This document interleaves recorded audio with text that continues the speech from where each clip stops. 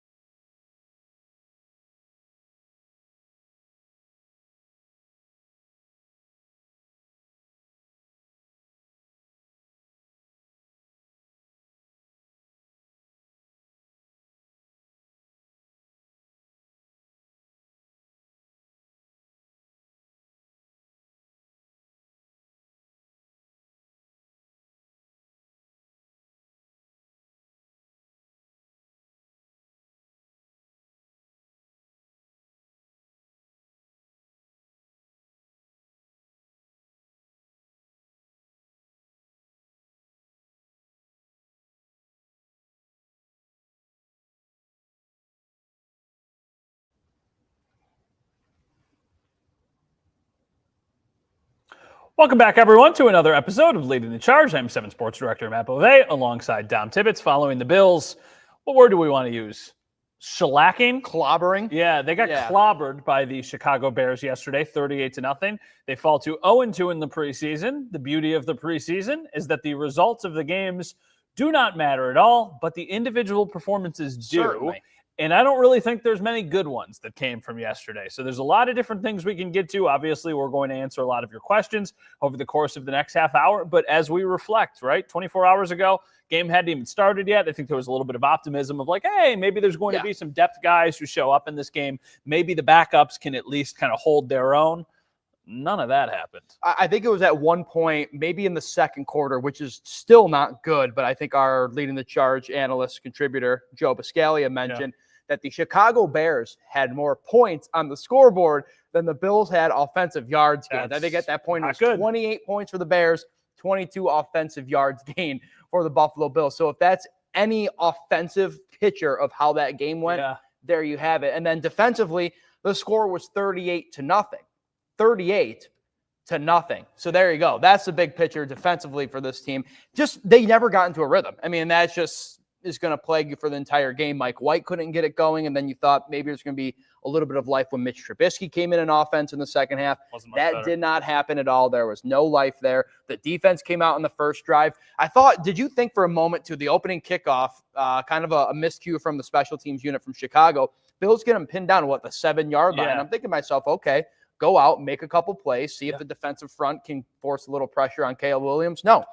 93 yards in like 5 minutes. Yeah, quick. So it was just a bad start all around on whatever facet of the game you're talking about for the Bills. It did not take long for the comments to start coming in specifically about the safety. So Gerard says, definitely need to bring in a safety. Rob echoes that. I'm more concerned about the safety position.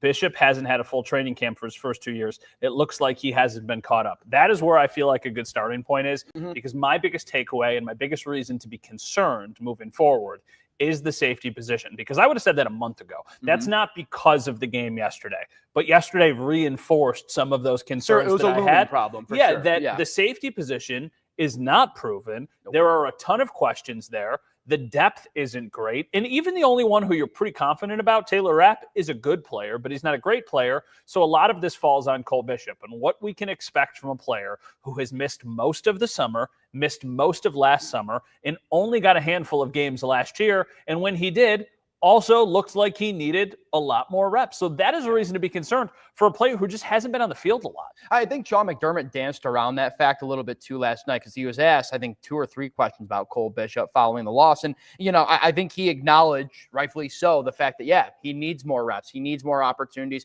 He needs more live game action. That's something Cole Bishop hasn't been able to do in his very early short, now going into his second-year career here, because he's just not available. The injuries have plagued him. And he was on a rep count yesterday too. So he was only supposed to see 10 to 12, I think, plays from the defensive side of the ball. So that's just more reps, more opportunities missed. It puts more pressure because you don't have Taylor Rapp out there. I mean, Damar Hamlin had a really rough opening series too. So you have some questions there.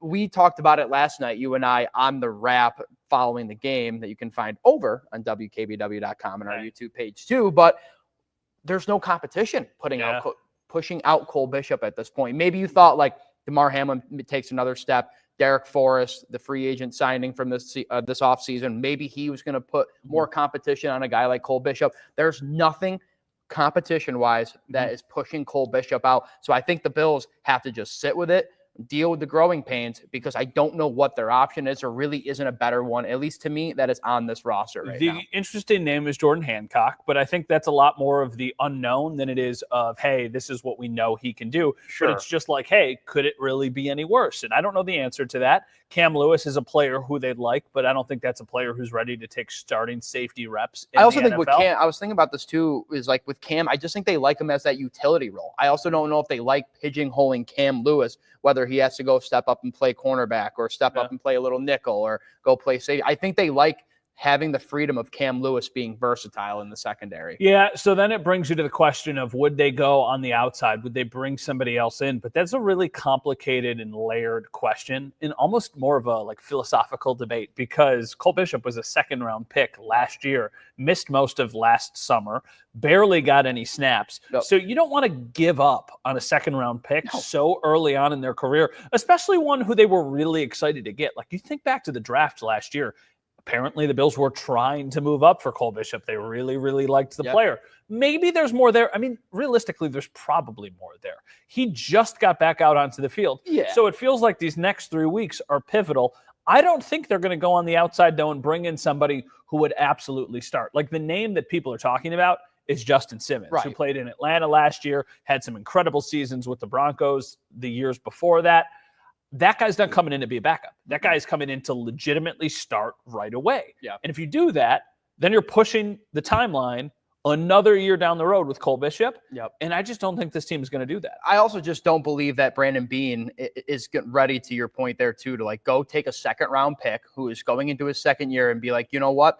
One more year of development. I also think there is something to be said about just being thrown into the fire. I do think that if you're going to have a performance like Cole Bishop did, or really anybody on this team for that matter, but let's talk about Cole.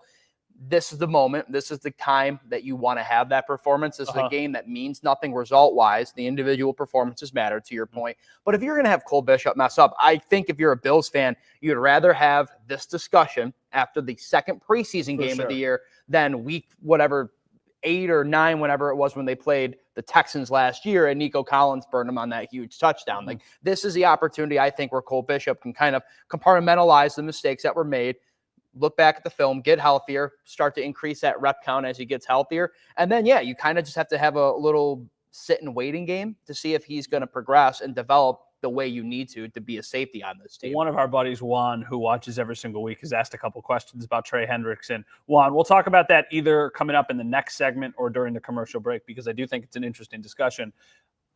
I don't want to give away what I think is going to, what I'm going to say, but whatever. Yeah. We'll answer that question coming up. But I want to kind of put a bow on the safety position, because the other name that we haven't really talked about is Damar Hamlin. Yeah. And Damar Hamlin is a player that obviously is a household name for a multitude of reasons.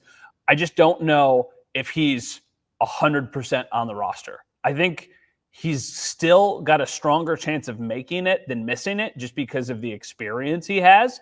But it hasn't been a great summer for him. And I mean, the preseason games, once again, they're still preseason games. I know we don't want to put too much weight into them, but I don't know if I'm dancing around my words a little bit, because I don't want to be too harsh. They can absolutely do better than Damar Hamlin. That doesn't mean he is not a useful piece.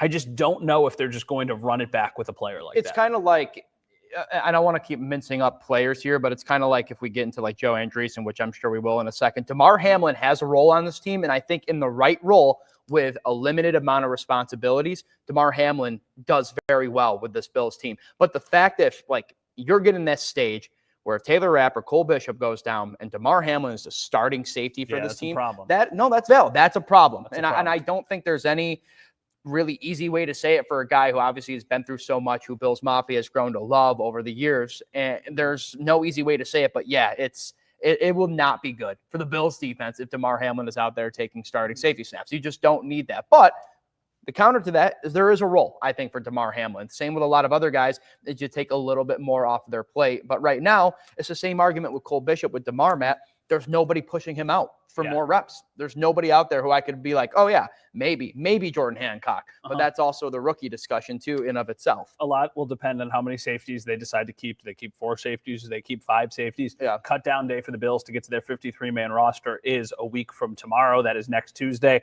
at 4:00. I mean, this question from Michael, when are they going to cut Damar Hamlin? If they were going to do it, it would be next Tuesday before 4:00. I think he's on the roster. I think so too. I think he's on the roster more as like a special teams contributor and the 4th or 5th safety. Yeah, the special teams aspect helps for sure. But if he does have to play any significant amount of snaps for the defense, that is absolutely a reason to be concerned. All right, we teased it a little bit. The Trey Hendrickson conversation, that is something we will talk about coming up on the other side of the break. If you're watching on TV, if you're watching on the web chat, well, we're going to just keep talking for the next few minutes. All right. So do we dive into Trey during the break, or do you want to dive into Trey when we come back on TV? Come back on TV, because I do think that it's an interesting conversation. So good question, Juan. Obviously, for anybody who has questions, keep firing them away. Buffalo Wingwear, will starters play to get in a groove on Saturday? What do you think? No. I just to this point, I was like, what are we doing on the 3rd preseason game? Maybe the result changed Sean McDermott's mind a little bit, but I was also kind of under the impression last night, like, okay, if we didn't see Josh Allen go out and play, you're probably not going to see him play at all this preseason. Yeah. Oh, do you hear the Yeah. That's what was that? That's my phone going through. I thought you were getting a call from the wife, and I was like, no. Oh boy. Here's a fun trivia game to play for anybody who is watching right now, listening right now. I have to find it. Who threw passes for the Bills in the 3rd preseason game last year? Oh, is this a question to me? Yeah, or to anybody. I mean, if you leave them in the comments, if you know. Yeah. Don't look it up. No, I'm not. Wait. Don't look it up. I'm not. Final preseason game. Final preseason game. Final preseason game. He was the 3rd quarterback? I can't tell you that. Or no, I can't tell you who it was. Oh, that was Ben DiNucci. And yes. Ben DiNucci. I figured you would get Ben DiNucci. I don't think you're going to get the second one. Oh, it was Ben DiNucci, and I am going to get it. I know who he is. I know who this guy is. I know it's right there. It's right there. Oh, no, I know. I don't have the name. I don't have the name. Oh, he's a mobile quarterback. Anthony Brown. Who had been with the Ravens. I knew that's exact. Yeah, so those were the 2 quarterbacks that the Bills had in this, preseason finale last year. This was a long-winded way of saying I don't think the starters are going to play. I certainly don't think Josh is going to play. The one thing, though, is that is a little bit of a pivot from how the Bills have operated. Like Josh Allen has always played at least a preseason game. So this is a little bit of a new approach from Sean McDermott, which I don't think is a bad thing. No, I think there's just a lot of confidence. I mean, it's a reigning MVP. I think I don't know how to read it when Josh talks to us. I think it's a little bit tough to like dissect his language a little bit. I don't think Josh Allen's a guy who is necessarily going to be like, oh, sure, yeah, I'll just sit out the preseason. But I also don't think he's a guy who's like, hey, I need to be playing this preseason. Yeah, I think he's got plenty of reps coming up here. He's got a big game to kick off the regular season. So, and at this point, stay healthy. Yeah, for sure. So we're getting ready to come back on the TV side of things. So if you are watching on the stream, we're going to quickly pause for 15 seconds or so, and then we're going to come back on the TV side of things, control room. I'll intro everything, and then we can hear from Sean McDermott.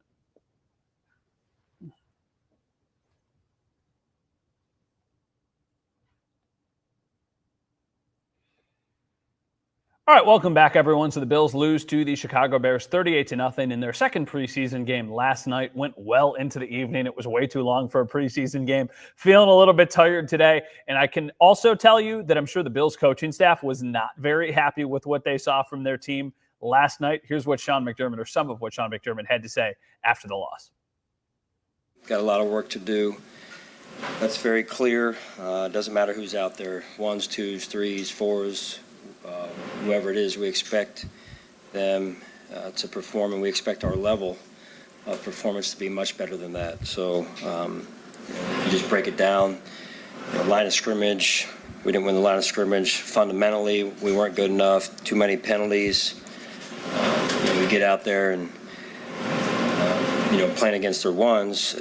We expect to compete with them, and that wasn't the case early. And then our twos then who were out there competing against their twos, and our threes against their threes, it didn't get much better. So we got to look at it, figure some things out, and evaluate some of the guys as well, and see where we stand there, and a lot of work to get done this week as we move forward here. So I thought we made some momentum, had some momentum coming off that practice, which I thought was a good practice for us.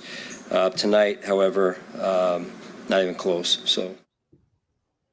Not even close, indeed. Yeah, right? Not even close. I would just say not close. Not even say the even, just not close at all. So that was Sean McDermott following the game yesterday, and one of the things he talked about was how they lost at the line of scrimmage. Now, the Bills put a ton of resources into especially the defensive line over the course of the last several months. And then the fact that we're still talking about, did they do enough? And then we've got a question like the one we have from Juan is, Matt and Dom, what would you guys be willing to give up for Trey Hendrickson? It is a really interesting conversation that he's available. Yeah. Now, here's the thing. He is available allegedly, even though the Bengals have said that they don't intend to trade him. Right. That doesn't mean they won't. They would just need to really have their socks knocked off.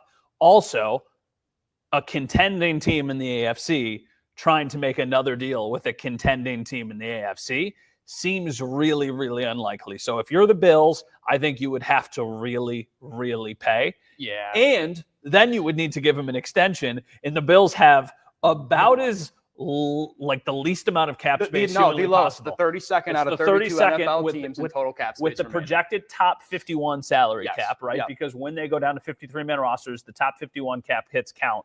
When they get to that point, the Bills have the least cap space in the NFL. So all of that said, if for some reason Trey Hendrickson was available, what would you be willing to give up for him? I think you give up a first-round pick, next year's first-round pick. You'd have to. I think that's the only thing the Bengals would take. You'd probably give up. Apparently, the reports are that they want a 1 and they want a defensive player. Doesn't have to be a pass rusher. Yes. So you're probably, man, the easiest point is to go to AJ Epinesa, but I could also see them, I don't know. Do they you shop around he doesn't have enough value, but who do you go in the linebacker room? You're not going to move on from probably Milano or Terrell Bernard at that point. And then the secondary, they're clearly not moving on from anybody. So I mean, the easiest for me to think is AJ Epinesa, but you're also going to have to probably package something else in there with AJ Epinesa. The trade is it's three-sided because you have three elements. One team, the Bengals in this case, are probably going to get a lot more than they want. So think of it like equal sides for the Bengals there. The Bills probably on the acute side of this. 3 triangle trade, 2 equal sides. It's kind of like an isosceles triangle. All right, so the backstory here is that Dom asked for a word to get into the show, and I told him isosceles. And, I mean, It was clunky, but you got Yeah, there. got there. You pulled it off. So Got kudos to you. I just don't think that they would trade for Trey Hendrickson. I think he'd be a really, really nice piece for the Bills. I don't know how the Bills do it. It's just in a hypothetical situation, it would require so much that I just don't think I am Brandon the Beane gives Bills. up. I am not, even in this window, I am not giving up a first-round pick for Trey Hendrickson. I really think that you need those pieces, those assets to get players under cost-controlled contracts while you are so tight to the cap. And with Josh Allen getting all of the money that he is and all of the other contract extensions that they have given out, you need players who aren't going to destroy your salary cap. Yeah. And that is the luxury of having these first-round picks. Now, it also means you have to hit on them. We don't know if Max Hairston is going to be a hit or if he's going to be a strikeout, right? Still too early to tell. I don't think anybody's feeling super, super confident with Dalton Kincaid, the last first-round pick they made before Max Hairston from a couple of years ago. So they got a lot of things that they need to figure out. I think theoretically, Trey Hendrickson would be awesome. I just don't think it's very realistic. I just don't even know. You bring Trey Hendrickson in, you'll find a way to get him acclimated. You'll find a way to put him in the scheme where he's going to excel. And he's just such a playmaker and such a game wrecker in that sense. So if he comes to Buffalo, not saying he wouldn't be effective, he very much would be. For sure. He would make this defense better. But also there's just the schematics of figuring all that out and where he would fit on this roster right now. When you, like, to your point, you've spent this offseason adding so much young size and so much young depth in that defensive line unit too. So you're waiting for them to develop more. You're putting another guy behind them. And then, like, I think of a guy like Connor McGovern and all these other maybe like offensive linemen down the road. Like in a couple of years, Osiris Torrance is going to need a contract extension. Next year. You're going to need that money and all that to save and protect your franchise quarterback, the reigning MVP. So I thought that's a good point too. It's just, how do you make that work when you're also considering the future of the franchise? The Bills go, like, I always see like the big splash moves. You go get a Trey Hendrickson. It's very like when the LA Rams went all in, chips in the middle to go win the Super Bowl a few years back. Miller. Yeah, like that's the chips all in. Like, there's consequences that Brandon Beane has said numerous times. Remember him saying it at the NFL Combine this year. There are consequences that come when you put all your chips in the middle. You're going to go through a couple lean years afterwards. That's something he has said. As long as Josh Allen is quarterback, the Bills will not go through lean years. So that is what I think why Trey Hendrickson just will not come to Buffalo. And at the end of the day, on a financial fit, it just doesn't make sense. All right, interesting question from Joe here about Curtis Samuel. We will get to that coming up on the other side of the commercial break. Here's a question from Buffalo Wingware. Again, a week from tomorrow is cutdown day. How many players have to be cut? So the Bills have to go from 90 men on their roster right now to 53 men on their roster. The interesting layer to all of this, though, is that guys like Michael Hoyt and Larry Ogunjobi will start the year suspended for 6 games. So if they make the team, I mean, they're going to be sidelined for 6 weeks. Those roster spots do not count. So the Bills can keep 2 players in their place, but then when they are eligible to come back from the suspension, then the Bills would have to find 2 players on their 53-man roster to move on from. They also have spots that they can use, 2 spots for a player to go on IR and miss the first 4 weeks of the season. The easy names to consider there is someone like Max Hairston. If he's not ready to come back, you would have him make the 53-man roster, then put him on IR. His roster spot would go away for 4 weeks while he's coming back, and then you could take someone else to keep them on their roster. So there are some things that they can certainly do, and we'll figure out what they end up pulling off a week from tomorrow. All right, on the TV side, we are going to take one more final commercial break, and we will continue the conversation online, so we'll be back in just a couple minutes.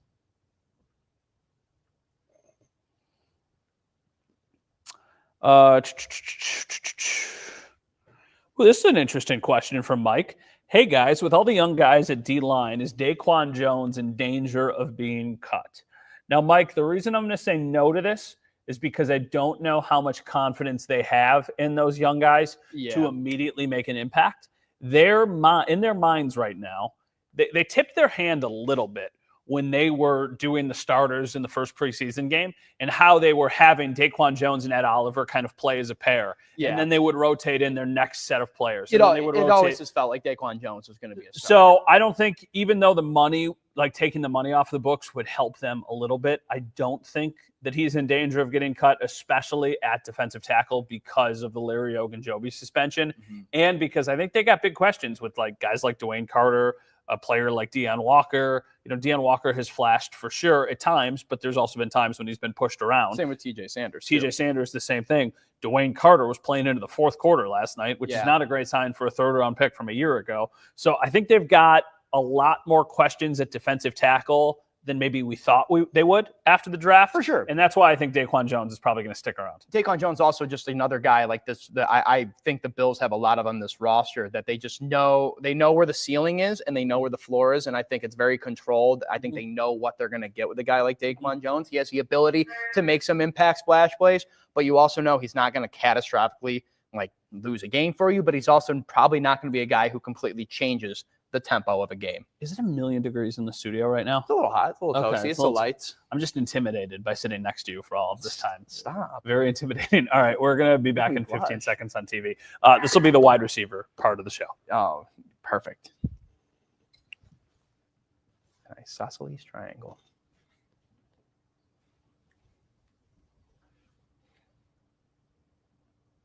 Welcome back, everyone. Final segment of our Leading in Charge preseason edition on this Monday evening for you. A couple minutes ago, Joe asked this question on X. Do you think Curtis Samuel will make the roster with his injuries and missing so much of camp? I'm not sure. And then that question was followed up with a question from Rob.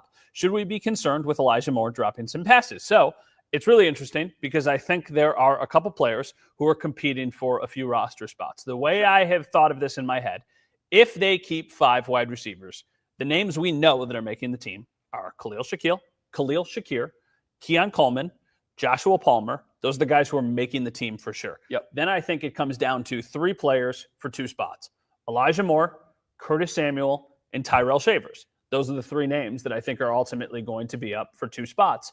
So right now, how do you think it plays out? I mean, you have Joe's question about Curtis Samuel. You have Rob's comment about Elijah Moore. Yeah. I don't think anybody, it's a shoe-in for any of these 3 guys. The easiest cop-out is, do the Bills keep 6 wide receivers? Because if they do, that's your 6 wide receivers right there. I don't think there's anybody. But do you keep a specialist then, like Laviska Shenault, because he's going to play special teams, and that's not going to be the case for a player like Curtis Samuel or Elijah Moore. Yeah. So that's where it gets a little bit more interesting. So if it's 5, I think it's a very good question. And when we started training camp, I would have absolutely told you it would have been probably Curtis Samuel and Elijah Moore. Mm-hmm. We haven't gotten to see any of Curtis Samuel. So my confidence on Curtis Samuel is down just because I don't know what to expect. It's kind of like when Sean McDermott talks about him. I don't know what one is giving you out there. Tyrell Shavers has put together another really good training camp. I don't know how many more times the Bills need to look and see his performance and say, hey, maybe we give this guy a shot. He's kind of got everything we need as a receiver. Mm-hmm. Let's give him a whirl here. And then, listen, I've been on the Elijah Moore train. I thought he would be here as a free agent, and it happened. But he has not flashed. He has not shined in his first 2 preseason games. I think it's a very, very tough situation. If you had to go the snap of the finger from what we talked about last night too, because financially they're way more obligated to Curtis Samuel, I think they would keep Curtis Samuel for another season. And I think they finally give Tyrell Shavers a shot, and they probably are cutting Elijah Moore. I would think right now, Elijah Moore and Curtis Samuel, and they cut Tyrell Shavers. Mm-hmm. And it's a really interesting debate. It's tough. It is tough. Here's a fun little tidbit. Guess who's, because I'm asking the question, you're going to know. Do you know that Elijah Moore is younger than Tyrell Shavers? Yeah.